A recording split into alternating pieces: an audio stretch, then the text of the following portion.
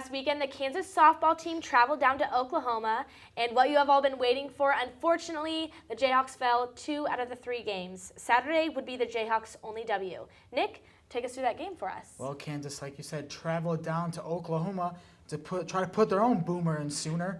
Nia Williams got the start, hot energy from her here. She's dancing. This game would be a great example of how this team could win games this season.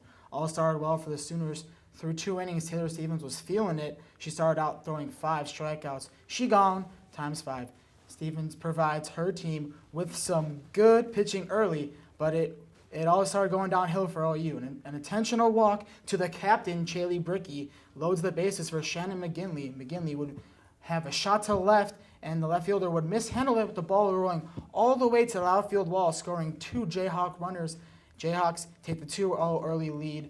And that was only a start to Shannon McGinley's night, as she had 2 doubles and a 4 RBI day.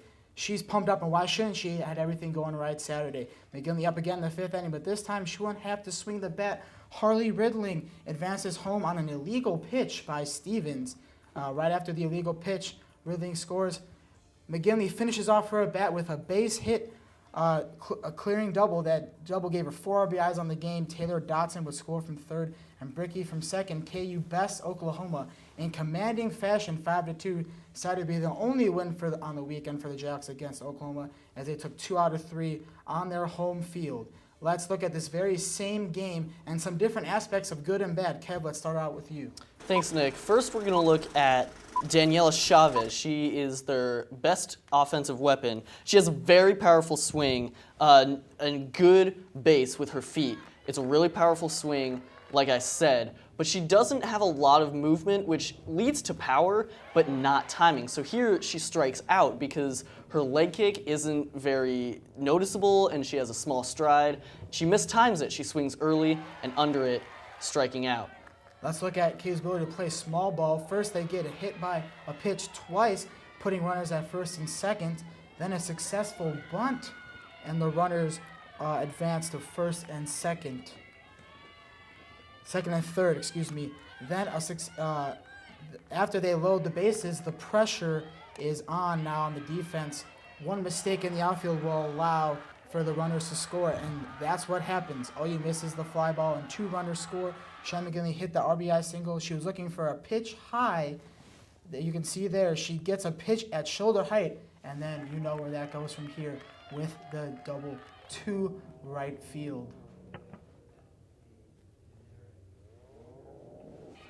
Later, Kansas had defensive errors.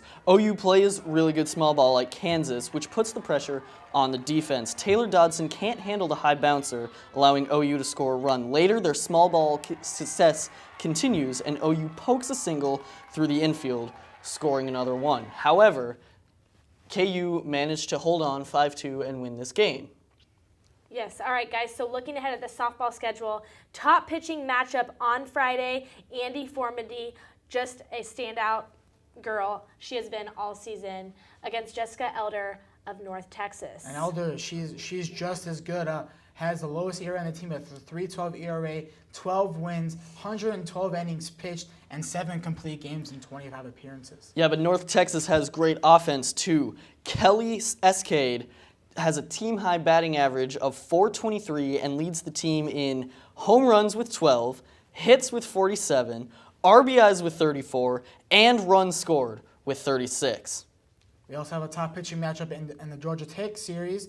Jenna Goodrich, only two pitchers for the Yellow Jackets, combined for a 3.02 ERA and 14 wins in 35 games.